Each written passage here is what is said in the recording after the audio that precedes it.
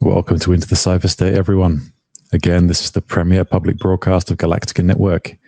My name is Citizen42.Gala within the Cypher State. You can call me Dave. Today I'm joined by my regular co-host Cosmos Hoss and a very special guest. We'll get to you just in a moment. So now just a quick disclaimer before we start.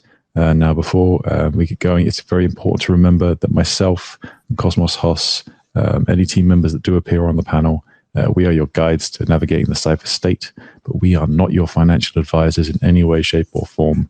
Our guests' opinions are very much their own, and nothing said on this space constitutes financial or investment advice. Now we have that out the way, let's get introductions done.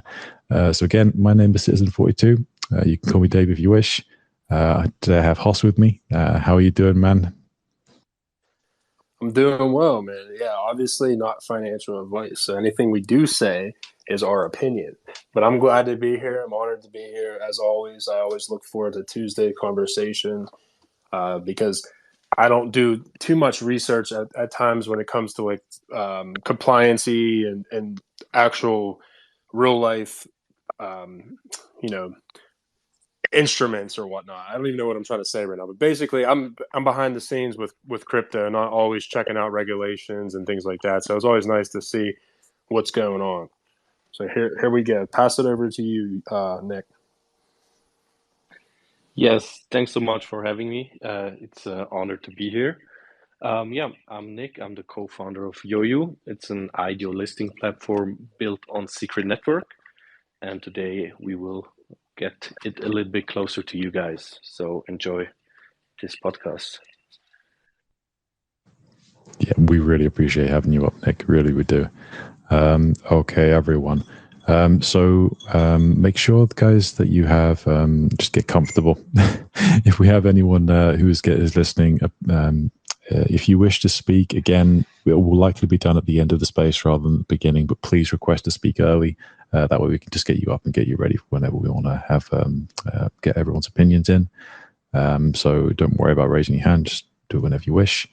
If you do decide to join us up on the panel, just make sure you raise your hand before you speak. Just a fair warning.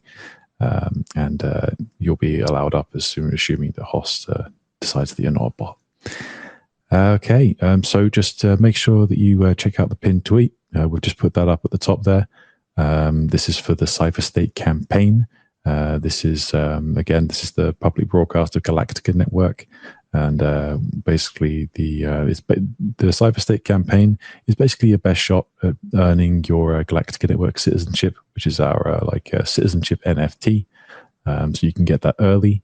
There's no money involved. All you need to do is some social contributions. So you just click on that tweet at the top that has been pinned at the top of the space and join our Discord. You can go through our daily campaign and you can earn your citizenship early. So we'll be having a few mentions of that throughout the space, and we hope to see you in Discord. We really do. One of the there's two ways you can do it. Again, you can either go in that top pinned tweet, or you can go directly in my profile. There's a Discord link in there. There's plenty of ways to get into the Discord. Okay, everyone, let's get on with the space. Again, please like and retweet the space just before we go. Okay, guys, so Hoss and Nick, we've got a couple of pieces of news today where we always start off the Into the Cypher State show with a bit of news. We've had a few. I think the primary thing that's come up to this week has been the EU. So the EU has obviously come up with the regulatory regime called MiCA. So that's the markets in crypto, and they've released a bit of information, worried that Binance might try, and other large crypto institutions might attempt to game the regulation. What they've said is that essentially European regulators are kind of focused on ensuring that they have consistent implementation of MiCA across the EU market. They're saying the challenges will arise from inconsistencies in financial regulations and the decentralized structure of Binance. So that could, I suppose, include the BNB chain itself. And the European Securities Authority, which is essentially the SEC in Europe, is developing kind of like authorization guidelines for providers. Like, I guess crypto service providers is the kind of label that they're trying to attach to almost every crypto institution, be that a centralized exchange or in some cases a decentralized exchange. Obviously, they have a lot more going for them on the centralized side of things when they're trying to regulate. So I guess what they're trying to say is that despite the efforts to improve safety for market participants, crypto assets remain inherently risky. So what do you guys think of like your overall opinion? I suppose we'll start with you, Nick, because we haven't had you up before. What is your what's your opinion on the regulatory side of the intersection between the regulatory side of crypto and traditional finance, and how you believe regulation should intersect with crypto? Great question. Thank you so much. So that's quite hard to tell. Like, obviously, regulation is very important. Also, it protects all the users, but on the other side, with Bitcoin and Web3 technologies, we created a new technology which is kind of like the genie who is out of the box. And if a product is decentralized, it's super hard to regulate. So for these kinds of technologies, there must be new regulations and super fast regulations which can be modern enough to make sense. Yeah, but I'm pro regulation. Fantastic stuff. It's one of those. It's a good stance, to be honest, because, like I say, a lot of we've had people up who from both sides of the aisle. We've had people who vehemently, basically, decentralization maxis and privacy maxis, who have basically said, we must maintain like the spirit and the ethos of the like original designers of crypto. In which case, we don't get regulated. We essentially end up regulating ourselves, I guess. And then we have other people from the other side of the aisle, from the traditional finance side, who basically say, you can't have a financial system that sits above and beyond traditional finance. And we've got people in the middle, which basically sounds like your point of view, and kind of pretty similar to our own view, in that there is an intersection here. There is a place in which crypto can sit. It can be regulated, while we try and maintain as much of like the original ethos of privacy and decentralization as we can, and provide as many services as we can, while allowing all these traditional institutions to actually come on board through regulation. So, what do you think, Hoss? I think I've got a good idea of what you think on regulation, but can you hit us with your thought?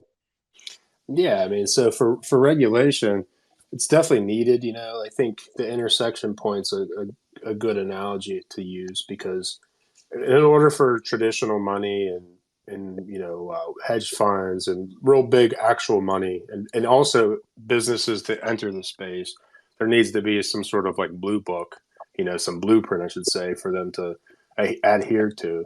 But also at the same time, it's like I'm always kind of in the middle, because when it comes to regulation and when people say, "Oh, it's to help the users," I just always think that's really hogwash, because pretty much anywhere in the world that you live in, you could take your life savings and either invest. You can either buy the lottery tickets that your government hosts and taxes multiple times and multiple times and then multiple times, and then if you win, they still tax it, or go to the casino and lose your life savings, and there's no protection for that. So I always look at that as kind of like an abuse of power, because like we can sign disclaimers. Like, why can't I just sign a disclaimer and say, like, I'm entering crypto. I don't care if I lose everything. It's on me. Just like if I go to the casino and I take my life savings and lose it all, are they going to give me a rebate or a refund? No, they're just going to say you're beat, get lost.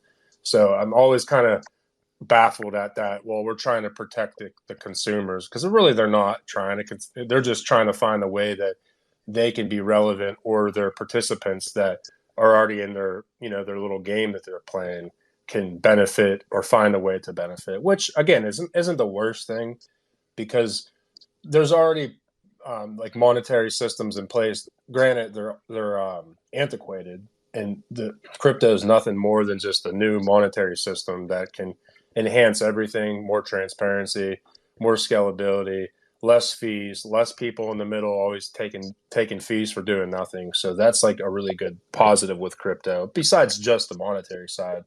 So, to long-winded story, it's like I'm in the middle. I get it, but I also think that there may be like ecosystems or societies where it is totally decentralized, and there really isn't anything they can do about it because it's just really hard to. I think their attack vector would be more on any sort of stable coins that are pegged one-to-one to any particular currency, but there's a way around that. You just have floating pegs and you peg it to global baskets of assets, or there's always going to be a counter to whatever sort of punch there is, so to speak, using like a boxing analogy. But I do think overall regulation is a good thing, because again, like if it's just a bunch of nerds in this space and no one actually is using it besides nerds, like what's the point? So we need businesses and institutions to use these sort of products and these solutions to their pre-existing antiquated systems. So Right, right. Like it's I mean, blockchain isn't. I think an awful lot of people. I see this strange thought going around everyone's head that like blockchain is just this kind of like other system. It's like this. It's like opting out or something. You can't like it's some kind of opt out of society. It's most certainly not. This is it's an incredible technology for self sovereignty, for immutably transacting with people all over the world and maintaining possession of your assets. But it's not opting out. It's an extension of society rather than an alternative to it. So this is one of the principles by which Galactica is actually built. You have the ability on Galactica to be yourself, to be identified as a self-sovereign, persistent identity on chain. So you can have your privacy. You can transact in any way you wish with your money or with your reputation. But there is this ability to be compliant and to communicate with the Web 2 and traditional finance side of things. So it's trying to find that intersection, which is like it's a fine line to tread, and it's one that we're trying our very best to tread in a way that makes sense for everyone who uses the protocol. Let's carry on. We've got another couple of bits of stuff that's occurred this week. So obviously we had the Ripple case. That was a hell of a thing. For anyone who was not aware, the Ripple, the company behind XRP, they actually got an affirmative action in one of their lawsuits against the SEC. It wasn't like an entire win, I would say. It was it was more a distinction that their token was not a security as far as the Howey test went. I'm pretty sure that's pretty much the half of it. There may have been more to it. Was there more that you really you picked up on, Hoss? no, I mean that's kind of the gist of it. That's the TLDR on what the Ripple case was. The entire time during this, I don't know if you want to call it a masquerade. I just would call it negotiations. That they stood pat that XRP is not a security, and the reason why it isn't a security. And so Ripple's basically case was that they're completely separate from XRP. like Ripple is a central entity, but XRP is a decentralized entity. So it seems to me that they kind of won that case, hands down, which is a good thing for the entire space as a whole, because the SEC has been kind of just regulating by enforcement without any clear guidelines and just throwing names out there of who's this and who's that. So I think it's kind of a round one win, but there's still 12 rounds in the fight, so we'll see.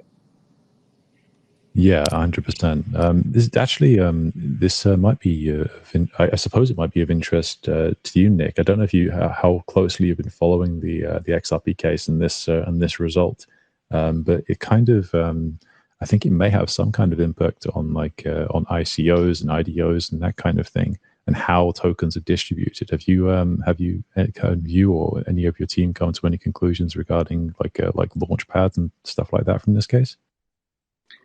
Yeah, so for us, it's super interesting because actually, like in the far future, we want to become a platform which can also host IDOs or ICOs of companies that really want to offer their shares, so to offer securities. But for the moment, we are more focused on just offering utility tokens or payment tokens.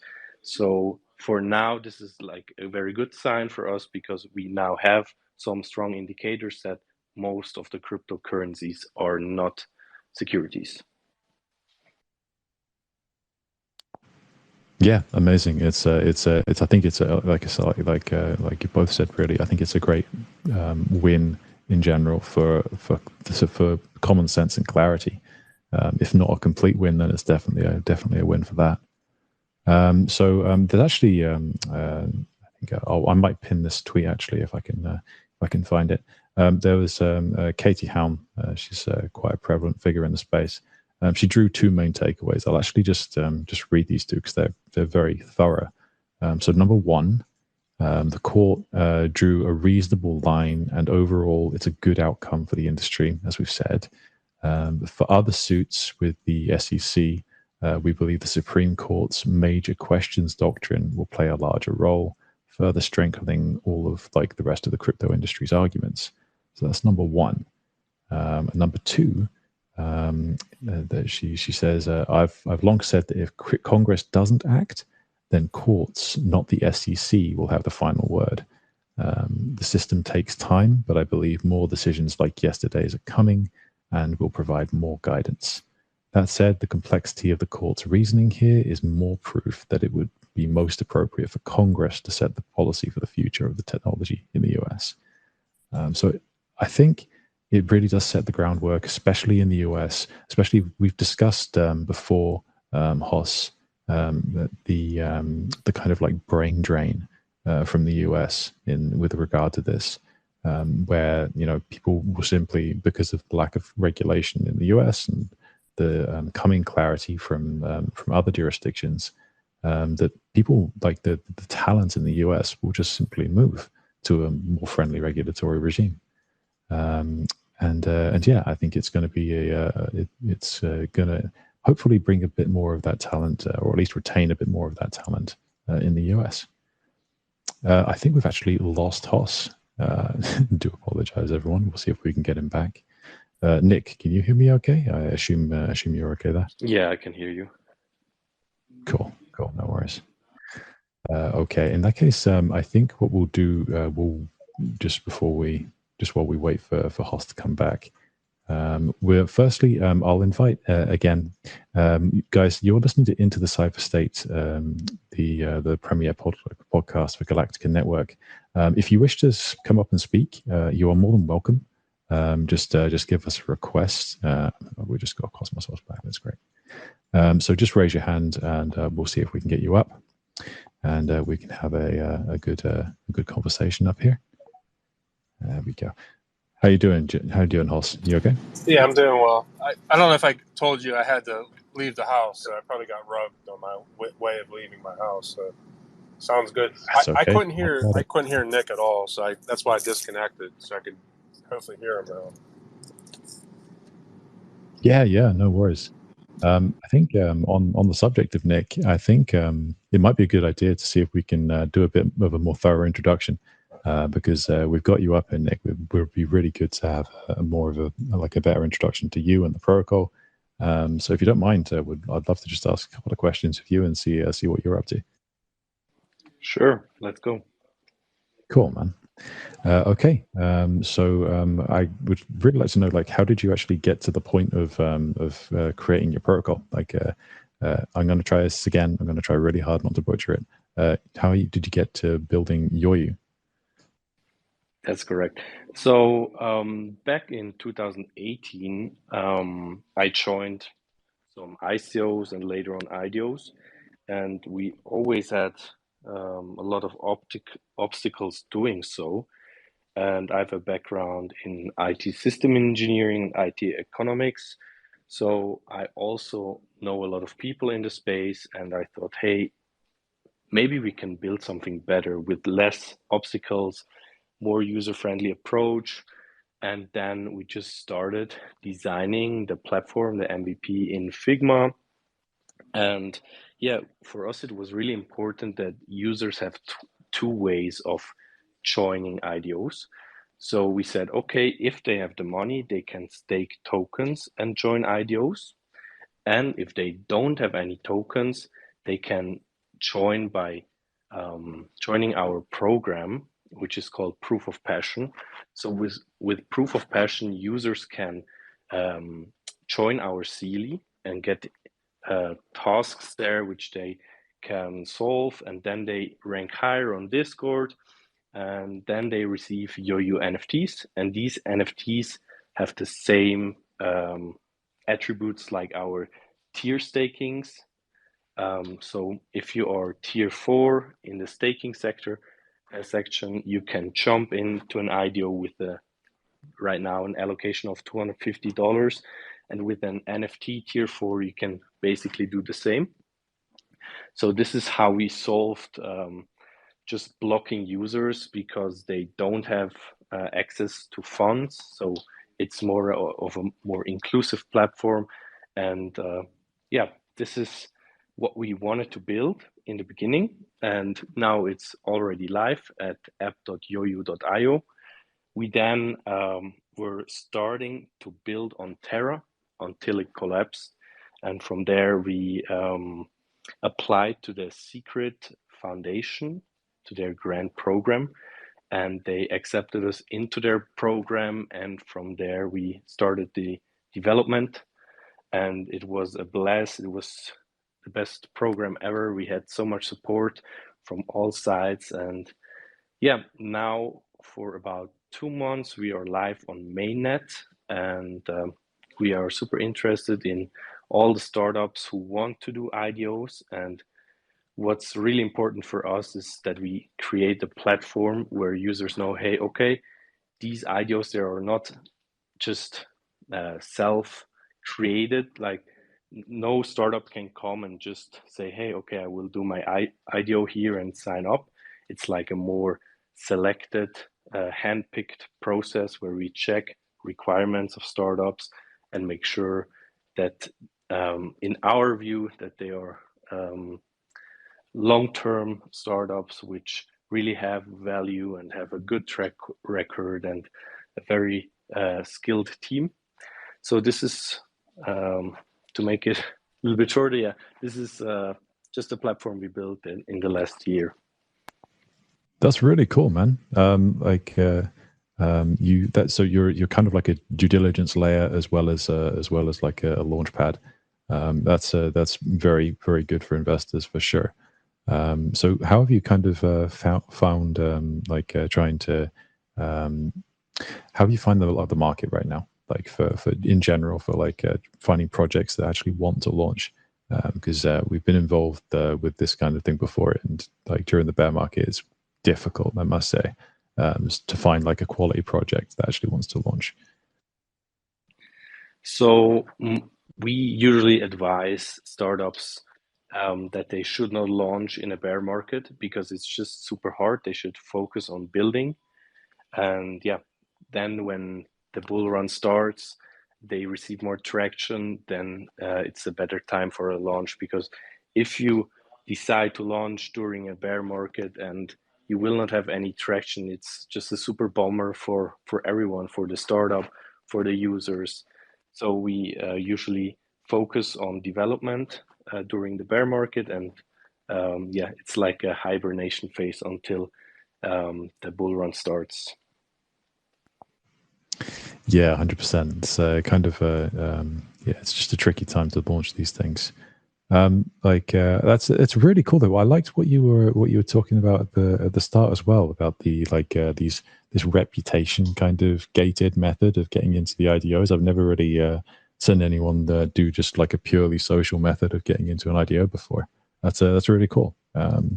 We were talking about like regulation before. Do people still need to KYC and all that kind of thing, or is it just purely purely social contributions? So actually, the KYC is something which is more interesting for the startup if they want to take the tokens and put it into a bank. So they convert it into fiat money and put it into a bank. Then they need to show, hey, where is this money from? So we offer the startups KYC as a service. So they can say, hey, all the users who jump in to this IDO, they need to be KYC'd, but they don't have to. Okay, I got you, man. I got you. Hoss, have you used the protocol yet? I haven't actually. I'm just looking at the website now. It actually looks really cool. So yeah, have you ever used it? No, I mean I checked it out, and I've been on calls. I think we're on at least one call with Nick, maybe two, and it's definitely a useful for product. I guess like my question to Nick would be more so on the privacy aspect. I know you're on Secret Network, so that would all be layered in. Like hypothetically, let's say someone uses the IDO, and I buy X amount of token. Is that actually on the secret blockchain, or is it on the private one where you get the private key and then you can release your info if you want to release your info? So on Secret Network, we are using viewing keys. So you can protect certain information from transactions. So you can say, okay, if you don't want to show the amount, you can hide this information, but there will always be like the information that the wallet interacted with this IDO smart contract. But yeah, with the viewing key, you can decide yourself how much you want to be confidential or not. That's super interesting. Like I said, it's like this the selected, like the ability to like kind of choose your. I'm correct in assuming that you can kind of like choose your level of secrecy then on the Secret Network, because I haven't had a huge amount of exposure to Secret Network, but it's nice that you can be granular with that, especially for something like a launchpad. Yes, actually, many startups on Secret Network who use viewing keys or this confidentiality, they strictly come because of that. So, for example, we've got Serenity Shield, and they're also building on Secret Network because they provide like a data storage solution which protects or encrypts your data, and with your own viewing key, you can access it. But there are other startups, for example, Secret Admirers, they have like a similar to OnlyFans service.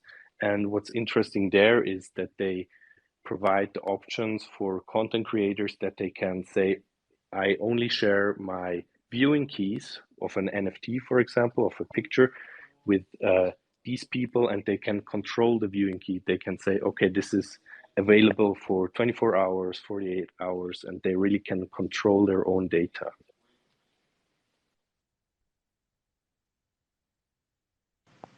Got you. Fully understood. That's actually an interesting thing. We Galactica Network. We try to. We found that our users are very privacy focused. Like like the general person who's come to Galactica Network so far, they are they very much are privacy maxis, but they still want to be able to communicate with people and use all the additional benefits of identity.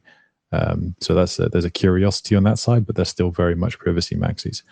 How have you found what is your view, I guess, on the intersection between blockchain and privacy? So what do you find is important to you as a developer, and what do you find is important to your users? What kind of level of privacy are your users actually asking for? So for us, it's super interesting that we make everyone understand, hey, privacy is a basic right. So if you don't want your neighbor to know like some sensitive information of you, or you just don't want to spread the information all over the internet, like we are currently handling everything in Web 2, then users should be aware of their rights. And I think it's super important that they realize that this data is not just data, it's in the hands of companies. It's like a liquid gold. So usually this is for Instagram or Google. If there's this saying, if the product doesn't cost you anything, then you're the product. So your data and everything will just be sold. And I'm not sure if I said that wrong, but I hope you get the point. Yeah, man. Yeah, 100%. It's a good phrase, and it's completely correct. For everyone listening, you've got to value yourself, and you've got to value your data. Your data is essentially you when you're dealing with your digital self, and that's going to be ever more so as we move into this future where we have digital identities, be that government ones, if you decide to accept the government's methods of doing this in the form of a government issued digital identity, and then using CBDCs, in which case your data is we'll just say that your data is up for grabs, I suppose, and it's and there are elements of control there, or whether you go on something like Galactica Network, where there's people trying to walk that line and allow you to maintain your self-sovereign control of your assets and of your social capital on your data. For instance, you can, if you were to use Galactica when it comes out, we've got obviously we're on a DevNet now, but we will be coming up to testnet in the later part of this year. So if you were to use on testnet, for instance, you would be able to have your data encrypted within your wallet within a ZK proof, and then you'd be able to prove your data, for instance, whether you're over 18 or whether you are from a non-sanctioned entity in a non-sanctioned region. You'd be able to prove that to other people on chain using a ZK proof, so you'd never have to give away your data. So in this way, this is kind of the way we're trying to build compliance while maintaining user privacy. Again, it's a really fine line to walk, and we're just doing our best with that, and trying to make sure that the ability to be yourself still remains while keeping the ability to be private. I can actually see a couple of our citizens in the audience right now. We've got Sen, we got Stealth, and we got down here. Yeah, Sen, Stealth, and ETH818. So thank you guys for coming up. Appreciate that. These guys from Discord. So again, if you're interested, anyone, you can join our Discord and start working your way up and getting your citizenship NFT when the time comes. Just by providing just by joining our Zili campaign and going through that, you'll be able to earn that. So there's no money involved. You don't need to pay anything. You just need to provide a few social contributions and be able to get that. I think it would be a good time to just remind everyone, to be honest, if you could give us a like and a retweet on the space. We've got a good amount of people in the space right now. It would be really nice to get a few more likes and retweets on the space. And if you have any questions and you're not really sure if you want to come up and speak, you're more than welcome to provide a comment. We'll happily read those and see if we can give you a good answer to those questions that you have, either for myself, for Hoss, or for Nick. I'm sure we're all happy to answer any questions that you might have. So yeah, either provide a comment or raise your hand to speak. We'll be happy to have you. Yeah, would compliance kind of be an important consideration for you, Nick, if it could be offered at like a minimal cost of privacy, or like how far are you along on on providing a compliance service while you're building on secret? Can you ask this question with a little bit more detail about the compliance? What kind of compliance? Yeah, sure. So just I guess in the form of KYC and tracking your users, I guess for AML and KYC purposes. So yeah, sure. So regarding to the KYC, for us, it's really important that this option exists for startups, and also for many startups. It's important because they really want to connect with, let's say, other fiat companies or banks, and we are very interested in providing that. As I mentioned, we want to go. We know that we are super early in this space, like Web3 or these blockchain service companies. They don't exist for I think they only exist for like a few years now. So what we want to do is we want to create and build and innovate, and we want to do this until we reach the point where it all comes together, where Web3 isn't special anymore and where it's super mainstream and regulated and compliant. So for us, it's just like a waiting game where we just wait until the market is a little bit older and more regulated, so we can really move with institutional money. And yeah, that's what we're waiting on right now. Yeah, of course. I mean, that kind of reminds me of that ideal that we want to get crypto to is just that point where you can use it without knowing that you're using it, I guess. So Exactly. yeah. I mean, how have you found like the UI UX kind of thing with crypto? Because it seems like you have a really clean website. I do like the cleanness of it, and the seeming simplicity. So how have you found trying to build a UX in which people just don't know? Thank you. So actually, yeah, we were very user centric. So we really we got to this step where we said, hey, we really need to analyze how do people think about crypto, and let's always think your grandmother would be your first user. So what we did is just we counted the clicks, and currently I think you need about 8 clicks to participate in an IDO, and I think everything is just about reducing the clicks. And yeah, sooner or later everyone will have a wallet, like they have a wallet now with Apple Pay or Google Pay or Real Wallet.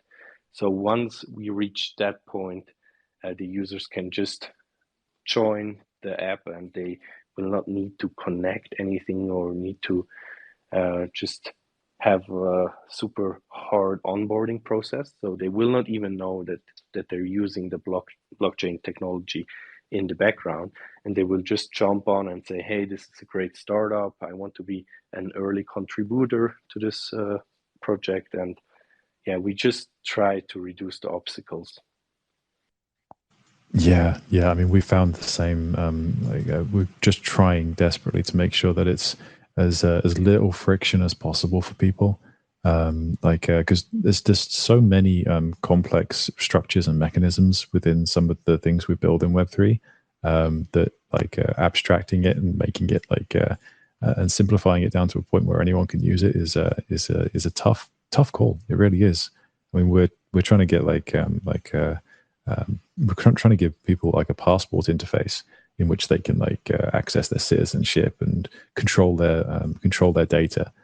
So like you could go to this this whole interface and basically control who gets to query your account for what data in the form of a ZK, of course, to maintain your privacy. But that's still like a really complex idea to try and distill down to a single website or to like 2 clicks or something. It's a really really tough call. Hoss, what do you like? What do you see as as trying to figure out like an end game for UX for crypto? Like, do you think there's we're going to like? Do you think like 90% of people? Do you think like a majority of people will be on board with the whole trying to get your to be their own bank and like have a wallet address and all this stuff? Do you reckon we're going to get that to that point? Or do you think people are going to need like some kind of third party and abstraction, all that kind of thing? No, I think the wallets eventually will just be an extension of the internet browser. And yes, it's kind of funny you asked that because yesterday I did a space. It was like 2 hours long with the founder of MetaMask Snaps, and there's a team called Mystic. Essentially, what they're doing is they're enabling MetaMask to be essentially have no different feel for any current EVM user to use it within Cosmos. And they're working on some other things too, which, like I said, which will essentially do more than just be a wallet. It's going to be more, almost just like a browser, so to speak. And I do think eventually, with all these different integrations and also with fiat on ramps and off ramps, that you'll be able to do that. And not only that, customize it so you can have that same old school Web 2 feel. If you want to enable 2FA and things of that nature, you'll be able to do that as well.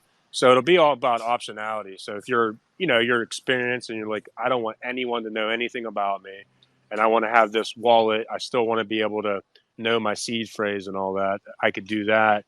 Or you can do where I don't even want to know my seed phrase, but I'm going to do my 2FA. You'll be able to opt into that too. And I do know there are people out there working on things kind of what's really good about the MetaMask snaps is it's like an application for your MetaMask. So like people will be able to build like the next Robinhood or whatever on your wallet. So it'll just be like I said, it's just going to be like a browser extension, which will open up so many opportunities for different developers. And JavaScript is basically the main player there. And what's great about Cosmos is there's a team called Agoric, and they're building all smart contracts that are JavaScript, which is the most commonly used language, but that developers use and engineers use. So it's going to be fascinating over the next couple of years to see all these different integrations and the customizability. Because you think about it, right? I'm out right now, so I apologize if there's any background noise, but I have one wallet in my pocket, right? I don't have 7 wallets. And that's kind of like right now in crypto, a lot of times you need all these different wallets to interact with all of these different protocols. But I honestly want to say within the next 2 years, I feel like you're going to be able to have just your go-to and be able to interact with anything in crypto through all these different infrastructure layers. And Cosmos is kind of leading the pack with these technologies and MetaMask. I think last time I checked, there was like 30 million active monthly users that use MetaMask. So that's the biggest player in the game. And for MetaMask to want to be able to enable other non-EVM chains is like a really bullish sign for them and just this space as a whole. So to long story short, I do think that eventually crypto will almost have that same exact feel of opening up a website and being able to do whatever you want without some sort of third party intermediaries. I really hope so, man. I do. Nick, have you actually looked at Snaps yet, or do you have any? Do you have have you your developers or yourself actually taken a look at it? Because it does look really cool, and we're like at Galactica, we're intending to try and to integrate it in various ways. I was just wondering if you had already had a use case for it regarding the launchpad or anything. Sure. So we are super interested in solutions like that because we want to make the onboarding experience easier. I saw it in Hoss space, so shout out to you, Hoss. Yeah, it's super interesting. and we are very we are waiting a lot to receive that as soon as possible. At this point, I quickly want to give you some information that I have to hop on another call at 4. So if anyone wants to stay updated on what Yo-Yo is doing, head over to our Twitter profile and follow us. Would be a tremendous help. And yeah, thank you so much for having me. You're welcome, Nick. You're welcome. With that in mind, are there any like campaigns or any drops or anything like that that you guys are doing like right now that our listeners should know about before you leave? So we have the Yo-Yo NFTs, and with the Yo-Yo NFTs, users can join IDOs without staking tokens, and they can receive those NFTs by joining our Proof of Passion program, which is basically Sealy. And in our bio, they can just click on it, join our Sealy, join our Discord, and go through the missions and earn your way up, grind your way up, and then you are free to go on our next IDO listing. There you go, guys. Make sure you check out Yo-Yo and Nick. So just click on their profile at the top while they're still here, and give them a follow, and check out what they were just describing. Because, like I say, the Yo-Yo platform looks genuinely awesome, and you should definitely give them a follow and check them out. Okay, guys. Well, thank you for coming, Nick. Really appreciate you coming. That was really nice of you to pop up. So I think thank you so much, Dave. Let's repeat this soon. Yeah, absolutely. It would be great to do it when we have more time and when we don't have the technical issue at the start. No problem. Thank you so much. You're welcome, man. We'll see you next time. Okay? Take care, Nick. Till next time, buddy. Okay, everyone. For everyone listening right now, thank you for joining us. You are currently listening to Into the Cyber State. This is the premier public broadcast of Galactica Network. We're an L1 protocol. We're building on Cosmos SDK, and we're essentially trying to bring the social side of humanity to blockchain.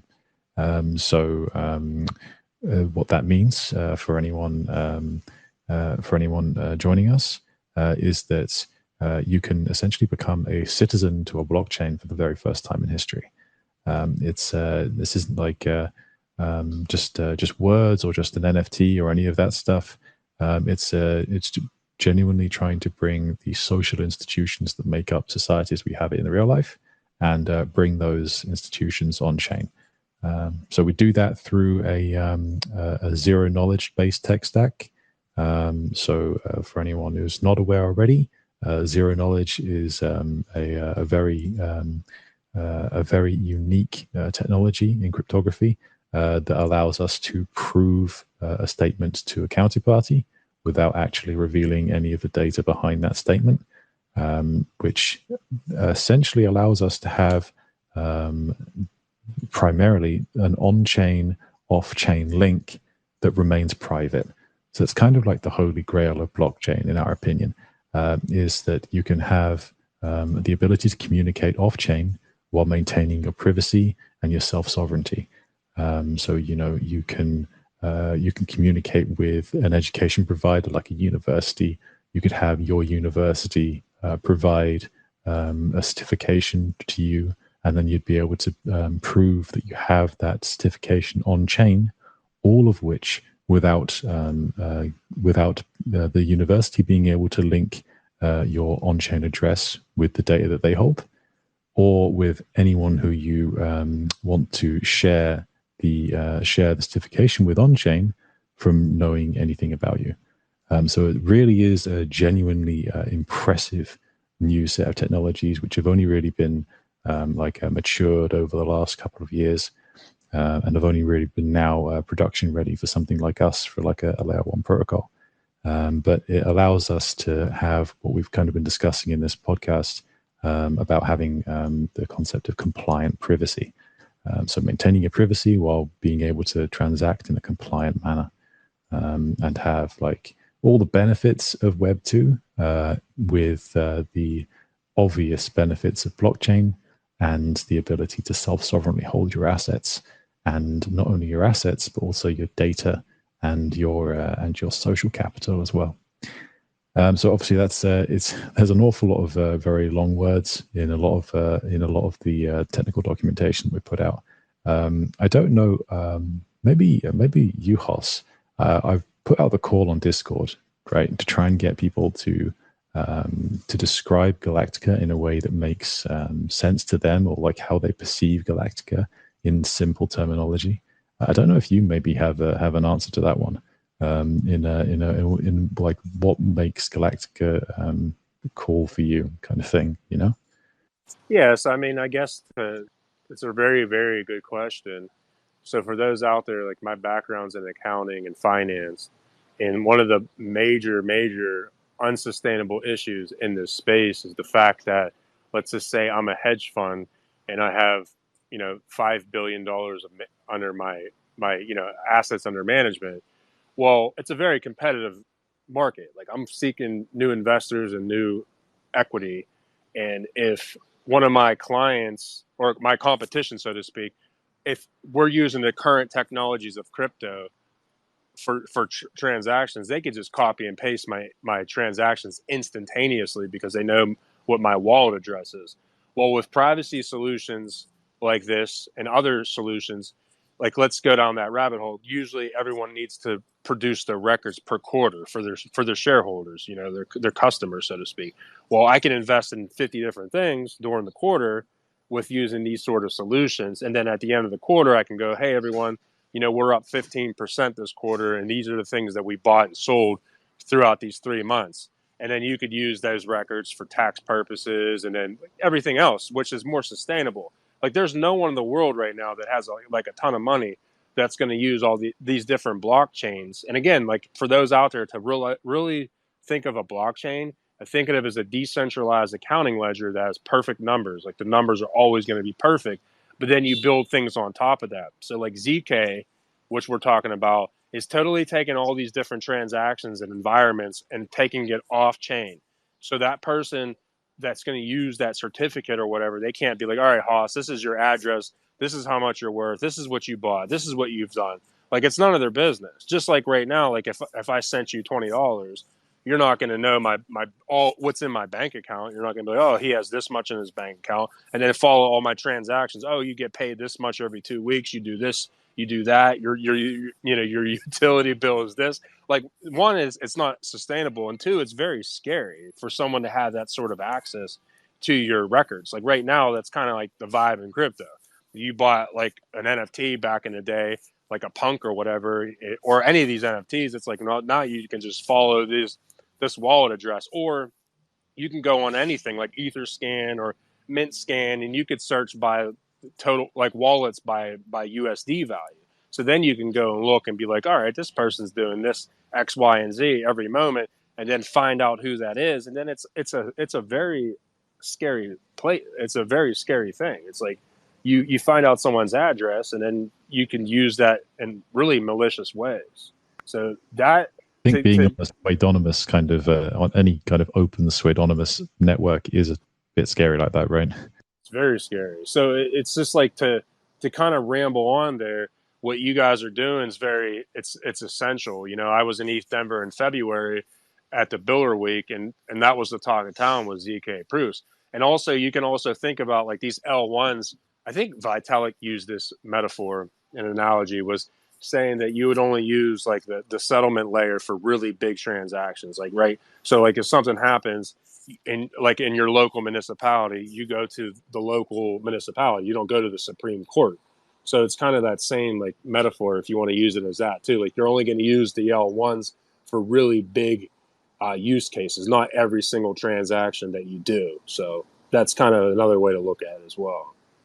Yeah, 100%. I mean, on a lot of the use cases that we've kind of envisioned for Galactica, like the social use cases, they come from like sometimes like a community, or like a community might make like a social DAO which doesn't have any financial component in some cases. So that could feasibly be done on the L1. But then if you have like a really big community or something, or like a very specific use case, something that require, or like a company maybe that requires an awful lot of people transacting, you could make like a ZK, like a private rollup or something like that, that allows you to have your like entire your company in this in a private rollup, which is like a segmented space, and allows you to pay your employees in a completely private manner, using ZK certificates as proofs, and obviously having your identity on chain through the through Galactica's ZK KYC process, and basically just compartmentalize your company, and have like complete immutability, transparency, and the ability to check everything without compromising anyone's privacy, or on chain, and especially on the mainnet. And then you can obviously use your ZK KYC and everything else that's offered on Galactica Network on the L1, or on these on rollups, or in just about every other instance that we can on Galactica Network. So yeah, I like that, Hoss. There's an awful lot we can do with this, I think. Yeah, definitely. It's going to be, like I said, I think within the next 2 years or so, this space is going to be completely different than what it is now. And I feel very confident with saying that. You know, I look at just the last 2 years and all the innovation and just how much better everything's getting. We're talking about scalability and just less clicks to do things. It substantially has changed over just the last year, I would say. So it's going to be fascinating to see in 24 and 25, like how everything pans out. Yeah, I mean, I think the last, like, you know, between like 12 and 14 years or so, we've built out we've built the foundations. And I think in the next decade, we are going to build all the stuff that like we're actually going to use. That's the kind of the way I see it right now. And then in the decade after that will come like maybe mass adoption, if you want to like throw around that term. But like it's I don't know. What do you think of that time frame? Do you think it's do you think that's a bit pessimistic, or do you think that's about it? No, I mean, like, technology always surprises me of how fast. If you put a mark on it, you're like, hey, we think by this time.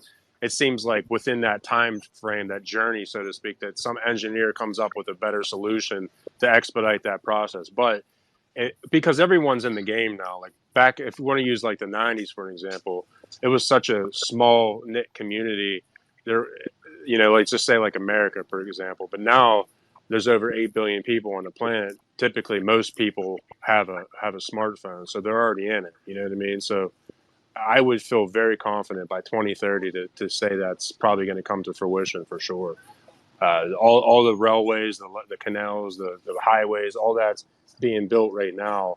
And if you want to just use Web 2 as a trajectory, you know, like look at Amazon in 93 and 94, you can purchase an online book, and they had a patent on the one-click transaction for putting things in your cart, and then now everyone has that, right? So it's kind of like the same thing. And now look what Amazon is. It's a conglomerate. It's not just a technology company. It's everything.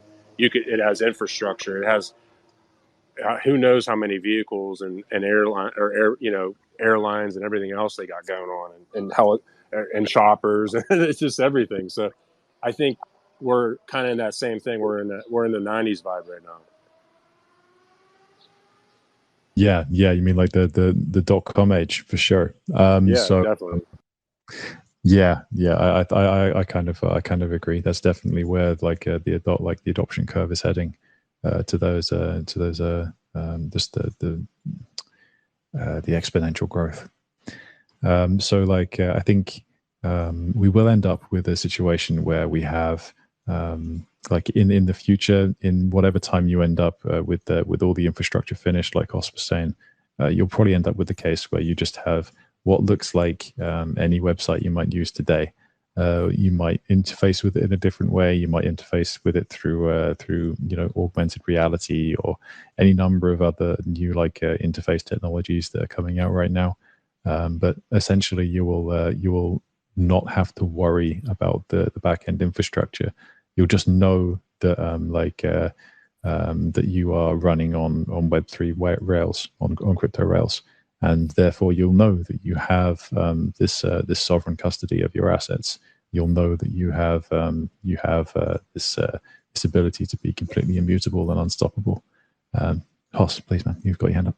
Yeah, so I mean, like, if you want to look at it too, there's so many bright minds, right? There's so many people that have. I'm echoing here. Hold on a second. Well, you've got a pet bird. I like the sound of the pet bird. Yeah, he's. Well, I said I'm out right now. Can you mute your mic because it's just echoing back in me? All right, cool. So what I was going to say is, there's so many people that pioneered wireless communication. Then they went to Web 2. Then they went to Web 3. Like Dr. Shea, he has his own wing at Stanford, and now he's literally building Babylon Chain in Cosmos. Like that tells you a lot. Like, this guy's so successful. The reason why I'm on my cell phone right now is because of him. Really, he's one of many, but he was very integral to that. And for him to see the vision and wants to be a part of it, just allows me to feel more confident in devoting, most of my time and effort in this space. And Dean Treble, very highly sought after with JavaScript, and he was a pioneer in that. And for him to go through Web 1, Web 2, and now into Web 3, again, just like there's so many people, regardless of the roadblocks or pitfalls, whatever you want to call it, the impediments, there's too many bright minds that are engineers that will find solutions. So, I always like to just, say how extremely early we are, because we still are. Like we're talking about all this infrastructure. And at one point, you used to have to know what servers you were pinging off to go on websites, and now it's you just go on a website, go to another one. You do not care how that works. You just know it's going to work, and we're kind of still in that phase in this space. You need this wallet for that. You need this for that. You need to make sure you have these gas fees and all these other things to use these decentralized, encrypted, and then solutions. But that'll change. Like I feel confident with it. By 2030, all that's going to be different. So I honestly think before that, but feel very conservative to say by 2030. Yeah, for sure. I think you're right. I think that's a good timeline to see. And and you're right. Like the innovation, the pure innovation in the space is absolutely incredible. We are currently at the stage where we've. I think that analogy is great that you used before. We've just finished building the roads. We've just finished building the canals. That's we literally have not started yet. We've just laid a foundation. That's it. And you've seen what we can do with the foundation. We can kind of see the amount of participation we get in the overall kind of Web3 crypto space. With just the foundations in place, you can see that there's a massive desire for having for people to have self-determination and control over what they do. You can see in general in the news and in politics everywhere. You can see that people are just tired of not having control over themselves and their actions. When it comes to like their finances and what they can do in the world, just that right to self-determination, it's just being eroded day by day. And the crypto space, it offers a solution. It genuinely does.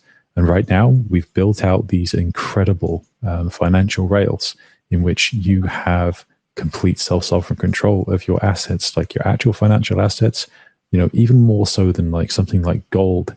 That is obviously you can own it, but you can't actually access it. You can't just walk up to someone else's vault, knock on the door, and say, "Give me my gold, mate." You're essentially owning it in as far as you have the right to it, but you don't have access to it in whatever situation you wish. With crypto, you can have your crypto assets on a hardware wallet. Like you could have your GNet tokens. When they come out, you could have your GNet tokens on a Trezor or on a ledger, and you can walk around with all of your assets in your pocket if you wish, or you can put it in a much more secure place, which I would suggest you do. Don't just run around with it in your pocket all the time. So yeah, it's a freeing thing. And when you come to the point where we're building the kind of thing that Galactica Network is building, you can also have on that same Trezor, on that same ledger, you could have your social proofs. You can have your ZK KYC. You could have your pretty much what your identity, the proof of your identity, and you can share that without having to give up your privacy, without having to give up any of your rights, while still being able to be compliant and transact with dApps and services that appear on chain that require certain levels of information without having to actually give away your rights and privacy in order to use them. So I think, like you say, I think the level of innovation that's coming in this space is absolutely incredible. I am bullish on every single person who is in this space right now, and I really appreciate all of you. So we've actually, I think this is probably a good point to start wrapping up the space. So we had a wonderful conversation with Nick. So that was really cool, and I've thoroughly enjoyed just shooting with you, Hoss, as always. So I think it would be a good time to just start chilling out. Before we do wrap up, though, guys. Everyone who's listening, please, if you could give us a like and a retweet on this space, I'd really appreciate it. It's really good to get out the recording out to more people. It's been a really cool space. There's been some good information today, so it'd be great to get that out. For anyone who is interested in the kind of thing that Galactica Network is building, i.e., the ability to have your identity on chain without having to give up any privacy, everything that we've kind of just discussed, you can actually become one of our founding citizens right now. You just need to join our Discord. You can jump on my profile and click on the Discord link in there, or you can click on one of the pinned tweets. I believe one of the pinned tweets is still up somewhere, of the Cypher State campaign, which you'll find the Discord link somewhere in there as well. All you need to do is just work your way through a Zealy campaign. So it's purely social contributions. You do not need to give us any money. We're not asking anyone for any money at this point at all. So basically, you prove yourself to us that you are interested and that you are willing to put in a little bit of effort, and we will provide you with the relevant rewards. So, you rank up on our Discord, and depending on which rank you get to, we'll provide you either with the chance to enter a Galactica Network citizenship wave, or a simple airdrop of the Galactic Network citizenship, depending on which rank you're at. So definitely check that out. So like I say, either my profile and click on the Discord link, or click on the Cypher State campaign in the pinned tweet. Do you have anything you want to lead off with, Hoss, before we wrap up? No, I just always like to appreciate everyone that tuned in and tunes into the recording, and just keep learning, growing, bettering yourself, and getting better every day, and just realize how early we truly are. You can look at history. History repeats itself. And 99 and 2000, they were calling the internet a scam. And people that don't understand things, their first solution or resistance is to just say, "Oh, it's a scam," or that's just how it is, And it's no different in this space. It's moving forward so fast at the speed of light, and it's just so fun to be a part of it. It's nothing we say is financial advice, but it's better than being on the sidelines and being scared, in my opinion. So I'm just excited for the future, and to say one day we can be like that old boomer that says, "Oh, when I was a kid," and have these memories of how convoluted and crazy this space was, and to see how it changes over the next, year or so. And every single year, it's just going to keep improving. And that's the thing about technology. It always progresses. It always moves forward, So just be proud of being a part of that and seeing the vision and doing the hard work when the going gets tough, because it's not easy right now for anyone out there. So I just wish everyone the best of luck and keep learning and growing. I'm always here to help with that. Anything you need, you can always reach out to me about any sort of particular questions that you have in this space. And that's about it. I just appreciate everyone. So take care, everyone. 100%, guys. Hoss is a genuine actor in this space. There's a few people in the space that you can trust, just implicitly. And Hoss, he's a genuinely good actor who has always got the best interests of you and the space in general at heart. So definitely give Hoss a follow and check out what he posts. He's prolific. He posts all the time. So just check him out and follow him. Okay, everyone. So thank you very much for joining us, guys. And we had a wonderful, wonderful chat with Yoyo and Nick from Yoyo. So again, if you can check out the Yoyo profile as well, that'd be great. They have a really good protocol, and it seems like if you want to be early to like some token launches and do it in their in the manner prescribed that they've built through the secret network, then please just check out the Yoyo profile. They seem really cool. If you can, again, just check out the pinned tweet if you're interested in the Cypher State campaign, or click on the Discord link in my profile to find out what we're up to as Galactica Network. Follow Cosmos Hoss. Follow each other. You guys have all joined us today. It's actually great to see you guys. So make sure you're following each other inside the space. It's always good to get some social capital being transferred when we're doing these things. And please also just take note. This is actually one of two spaces that we host every week. You can actually join us again this Friday for the Galactica Corecast, which is like a community space where we kind of go in deep into whatever topics the community wants, and we try and get as many answers out as possible. Next week, we're actually going to have our co-founder on. This Friday, we're going to have our co-founder on, and he'll be discussing, I believe it will probably be either our reputation framework or ZK KYC. I'm not entirely sure, but it'll be a very interesting conversation regardless. So make sure you're up on Friday at the same time, 8 o'clock UTC. Okay, please, guys, thank you for coming, and please don't forget to drop a like and a retweet on the space at the bottom of on the comments button at the bottom.